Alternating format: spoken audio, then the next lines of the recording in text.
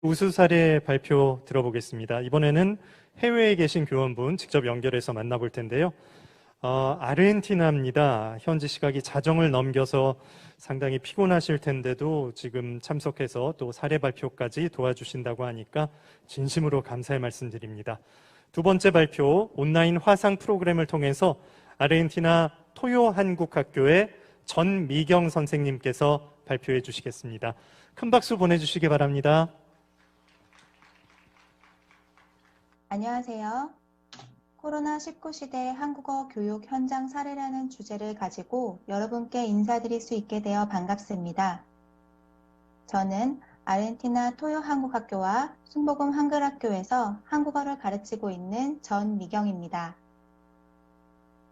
오늘 제가 소개해드릴 주제는 아르헨티나 토요 한국학교 한국어 교육 현황, 코로나19로 인한 현장의 변화와 교육 사례, 비대면과 대면 강의 진행을 위한 나의 교수법, 그리고 코로나19 시대 이후 한국어 교육 활성화 방안에 대해서 말씀드리려고 합니다. 먼저 저희 한국학교 현황을 소개하기 전에 코로나19로 인해 변화된 아르헨티나의 현황을 말씀드리지 않을 수 없겠는데요. 아르헨티나는 3월 중순부터 시작된 강도 높은 사회적 격리로 인하여 소수의 필수 업종을 제외한 학교의 대면 수업, 공공기관, 식당, 극장 등 모든 서비스가 중단되었습니다. 시간이 지남에 따라 여러 부분에서 완화되고 있다지만 아직도 대면 수업, 종교 모임 같은 많은 부분에서 제재를 받고 있습니다. 이러한 이유로 올해 개학조차 하지 못한 한글학교도 있으며 대부분의 학교가 전과 같이 정상 수업을 하는데 어려움을 겪고 있는 상태입니다. 이곳은 아르헨티나 한국학교입니다. 저희 학교는 대한민국 인가를 받은 정규 학교로 평일에는 유치원, 초등학교가 운영되고 토요일에는 토요 한국학교가 운영되고 있습니다. 저희 토요 한국학교는 3월 초 개학을 해 2주 동안 대면 수업을 진행하다 갑자기 시작된 사회적 격리로 인하여 대면 수업을 중단할 수밖에 없었고 현지 반만이 비대면으로 수업을 진행해 오고 있었습니다. 그러다 8월부터 현지인을 대상으로 하는 6개의 현지반, 그리고 초등학생부터 고등학생, 한인 학생들을 대상으로 하는 9개의 동포반, 총 대면 수업에서 이름조차 생소한 비대면 수업으로 바뀌었다는 점일 것입니다. 많은 학생들이 책자로 된 교과서가 아닌 PDF, 영상, 프로그램 등으로 교과서를 대체할 수밖에 없었습니다. 그리고 저희 선생님들에게 닥친 가장 큰 변화는 아마 수업을 준비하고 진행하는 방식이 아닐까 싶습니다. 익숙하지 않은 프로그램과 서툰 사용법은 물론 얼굴은 마주하지 못하는 상태에서 모니터 화면을 통한 소통만으로 학생들의 집중을 이끌어낼 수 있는 수업을 준비하고 진행한다는 것은 보통 어려운 일이 아니라는 것을 모두가 느끼셨을 것이라 생각됩니다. 학생들의 집중을 깨트리지 않고 조금이라도 더 쉽고 재미있게 수업을 진행하기 위해 예전보다 훨씬 많은 노력과 시간을 들일 수밖에 없었습니다. 갑자기 바뀌어버린 수업의 현장 모습에 잘 짜여진 온라인 수업 진행 방식이나 활용도 높은 프로그램들을 쉽게 찾아 사용할 수 있는 것이 아니라서 교사 개개인이 자신만의 수업 방식을 백지에서부터 새로 그려나가야 한다는 게 현실이라고 할 수 있습니다. 하지만 비대면 수업이 단점만 있는 건 아닙니다. 저희 아르헨티나 한국학교는 부에노스아이레스시에 위치해 있습니다. 저희 반 학생들의 대부분이 학교에서 100km 정도 떨어진 곳에 살고 있고 어떤 학생들은 400km 떨어진 마르엘플라타, 600km 떨어진 라팜파, 그리고 가장 먼 약 1100km 거리에 상후안에 살고 있는 학생도 있습니다. 이 친구들은 한국 문화가 너무 좋아 한국어를 배우고 싶은데 방법이 없어 이때까지 유튜브 영상으로만 공부할 수밖에 없었다며 화면으로나마 선생님에게 질문하고 배울 수 있음에 행복하다고 말해주곤 합니다. 이처럼 온라인 수업은 거리의 장벽을 없애줬으며 같은 언어권이라면 전 세계 어디에서도 강의가 가능하다는 장점 또한 가지고 있습니다. 다음은 저의 교육 현장을 소개해 드리겠습니다. 이 사진은 저희 토요 한국학교 현지반 비대면 수업을 하는 모습입니다. 이것은 저희 학생들이 얼마 전 한글날을 맞이하여 한글날이라는 단어를 응용하여 만든 작품들입니다. 다음은 순복음 한글학교 초등학생 한인 학생들과 수업하는 모습입니다. 잠시 영상을 감상하실까요?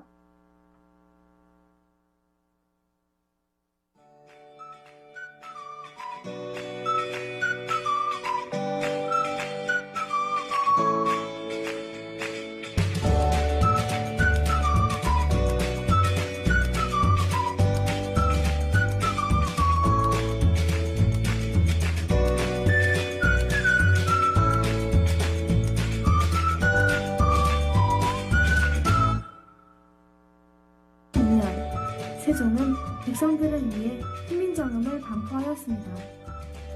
그래서 오늘날 다른 나라의 문자를 빌리지 않고 우리 고유의 문자를 가질 수 있었습니다. 이것이 백성을 위한 세종의 사랑이 아닐까요? 한글은 사랑입니다.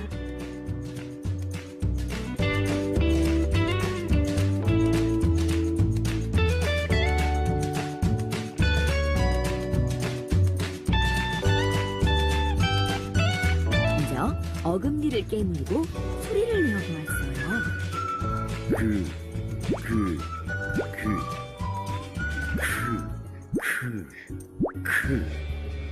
이렇게 해서 기역, 히읗 글자를 만들었어요.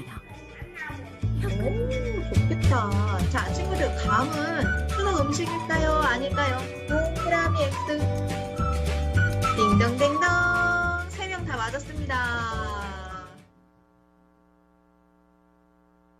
네, 보신 것과 같이 청소년 또는 성인반은 보다 수월히 비대면 수업이 이루어지는 데 반해 연령대가 낮은 유치, 초등학생들은 수업의 진행이 조금만 루즈해져도 집중이 금세 깨져버리는데요. 저학년 학생들은 집중할 수 있는 시간이 상대적으로 적기 때문에 수업을 진행하는 방식과 구성이 매우 중요하다고 볼 수 있습니다. 무엇보다도 아이들의 흥미를 유발시킬 수 있는 수업이 되어야만 합니다. 이에 관한 저만의 비대면 수업 준비에 대한 것은 다음 순서에 좀 더 자세히 말씀드리도록 하겠습니다. 다음으로 저만의 강의 진행을 위한 교수법에 대해 말씀드리겠습니다. 저 같은 경우에는 학기 초 먼저 계획안을 짜고 수업을 준비하는데요. 학기별, 월별, 주간으로 나누어 계획합니다. 주간 계획 같은 경우 가지고 있는 교과서, 교구, 자료들을 활용하여 구체적으로 수업을 준비하려 노력하고 있습니다. 그리고 또 중요한 것은 수업을 마친 뒤 나만의 후기를 작성해서 그날 학생들이 재미있어 했거나 유익했던 수업 내용과 방식은 후에 다른 주제로 활용하기도 하고 학생들이 지루해하거나 부족했다고 느낀 날은 더욱 보완하여 다음 수업을 준비할 수 있게 노력합니다. 또한 아이들은 화면에서 계속 설명만 하는 선생님의 모습보다는 자료 화면, 영상 등에 더 흥미를 느끼므로 저는 PPT 자료를 제작하여 많이 활용을 하고 있습니다. 그러려면 이미지와 같은 많은 자료 수집이 필요한데요. 저는 프리픽, 픽셀스, 픽사베이 같은 저작권 없는 영상 또는 이미지를 다운받을 수 있는 사이트를 추천드립니다. 제가 가장 많이 사용하는 프리픽 같은 경우 한국어 검색에 어려움이 있을 수 있으니 영어나 스페인어를 사용하시면 더욱 자세한 자료들을 찾으실 수 있습니다. 다음은 학습 제작입니다. 비대면 수업 가운데서도 아이들이 참여할 수 있고 상호작용이 되는 여러 가지 학습물을 연구하게 되었는데요. 많은 선생님들께서 활용하시는 세종학당 자료들 뿐만 아니라 온라인에서 제가 사용하고 있는 프로그램들을 소개해 드리려 합니다. 첫 번째는 직서플라넷이라는 페이지인데요.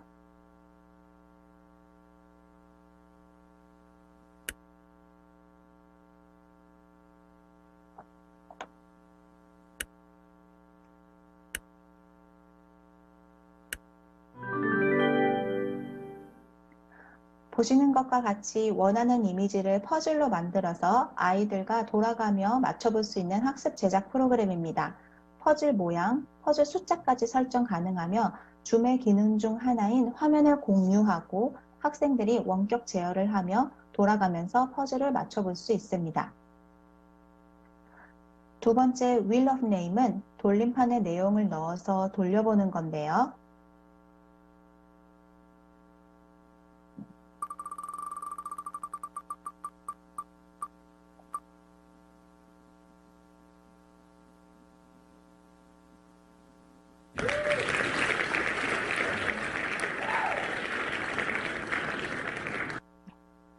이것 또한 학생들이 원격 제어를 통해 직접 돌려보게 합니다. 보시는 것과 같이 색깔 이름을 배운다든지 아니면 읽기 공부를 할 때 누가 읽을지 순서를 정할 때 사용하기도 합니다. 아이들이 참 재미있어하는 수업 방식입니다. 세 번째는 정말 많은 기능을 가지고 있는 지니얼리라는 프로그램인데요.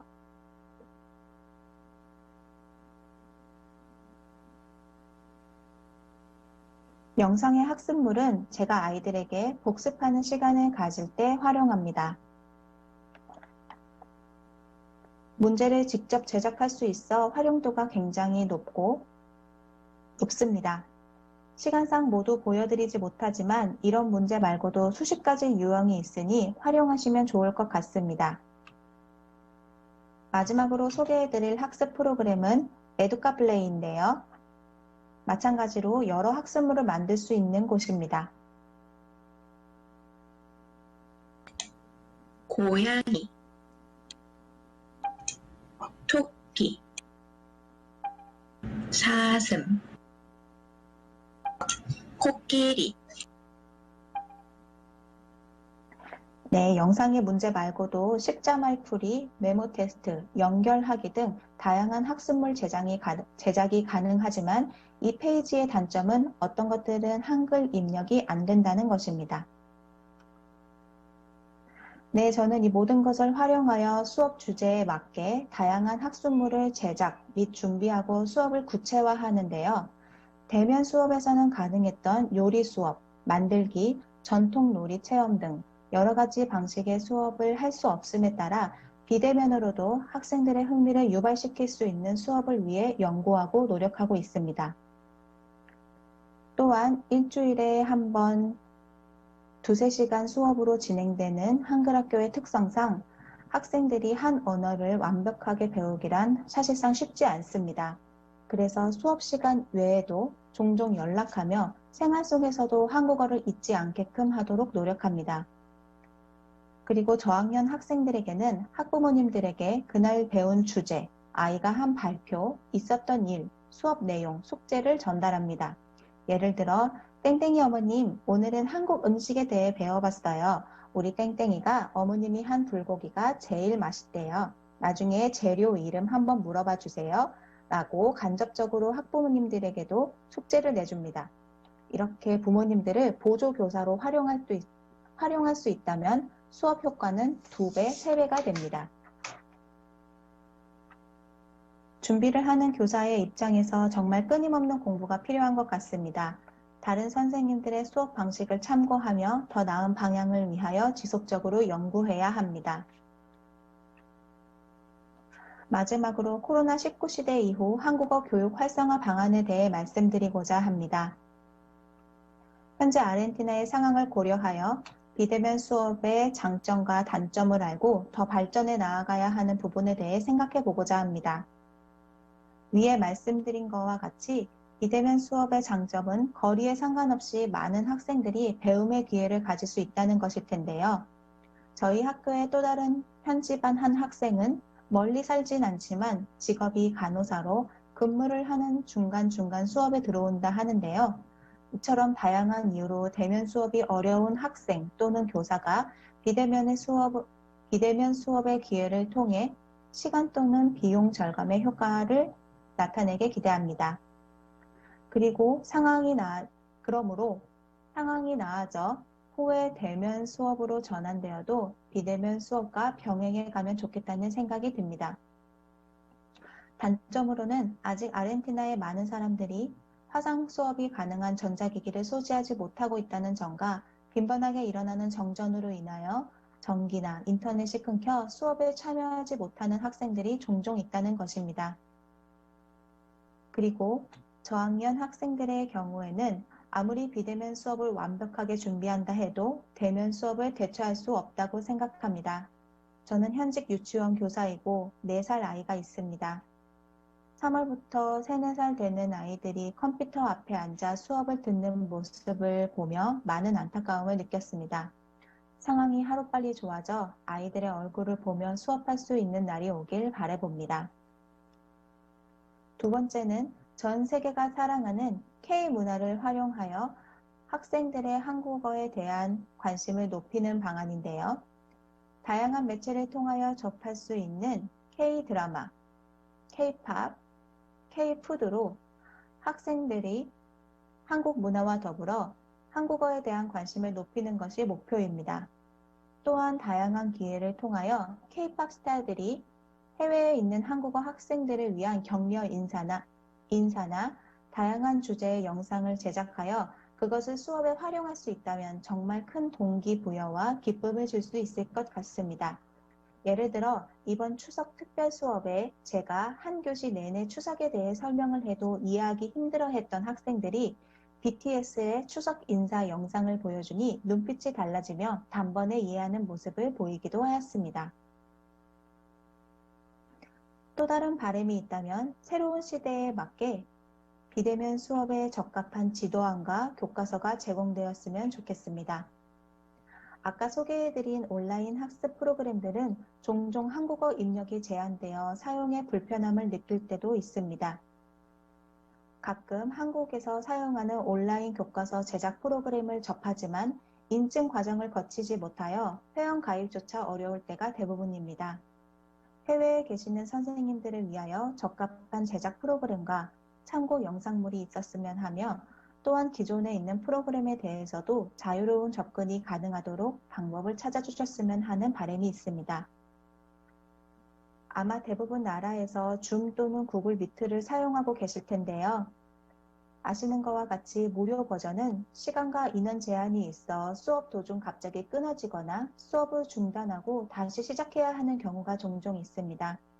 한국어 수업에 최적화된 프로그램이 개발되어 활용되었으면 하는 바람이 있습니다. 또한 코로나로 인하여 바뀐 교육 과정이나 수업 제작 및 진행 등 새롭고 다양한 주제로 이루어지는 연수와 세미나의 기회가 많아졌으면 좋겠습니다.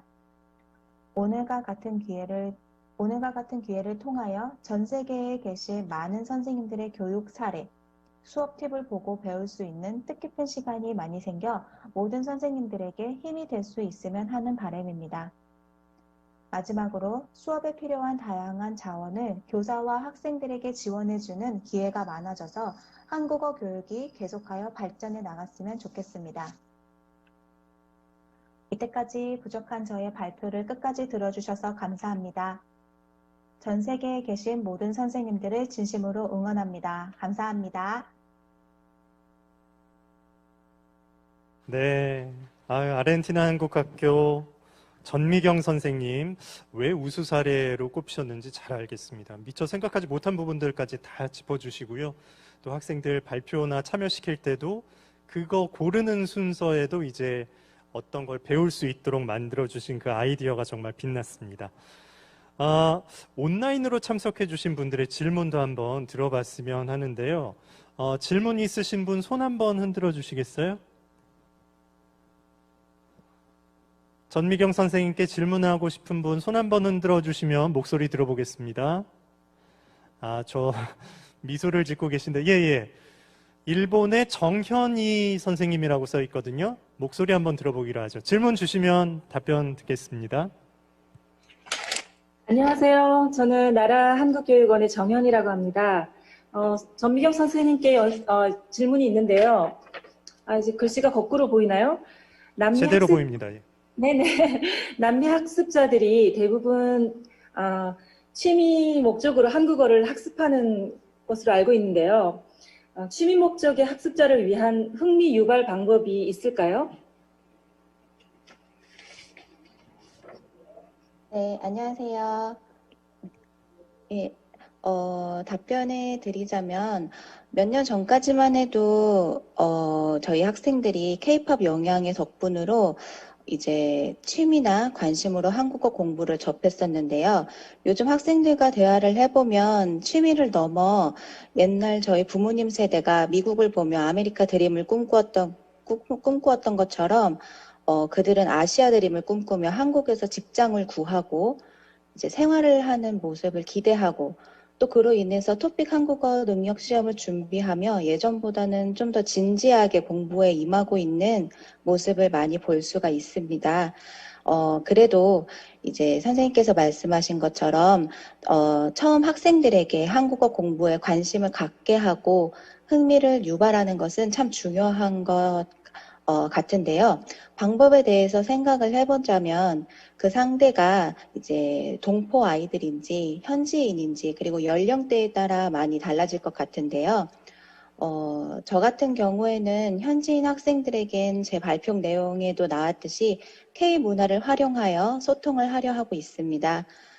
저는 사실 가수 이름이나 드라마 내용 같은 걸 즐겨보지 않고 또 기억을 잘 하지 못하는 편인데 이 학생들과 대화를 하려면 그것도 공부를 열심히 해야겠더라고요. 그리고 또 꼭 K-팝이나 그런 K-문화가 아니더라도 끊임없이 그 해당 학생의 관심 분야에 동참하고 그것으로 인해서 생활 속에서 한국어를 사용할 수 있게 하는 것이 굉장히 중요한 것 같습니다. 답변이 되었는지 모르겠네요. 감사합니다. 입니다. 네. 시간 관계상 질문을 일단 한 개만 받았는데요. 일본에 계신 정현희 선생님께서 좋은 질문 주셔서 또 답변까지 들어봤습니다.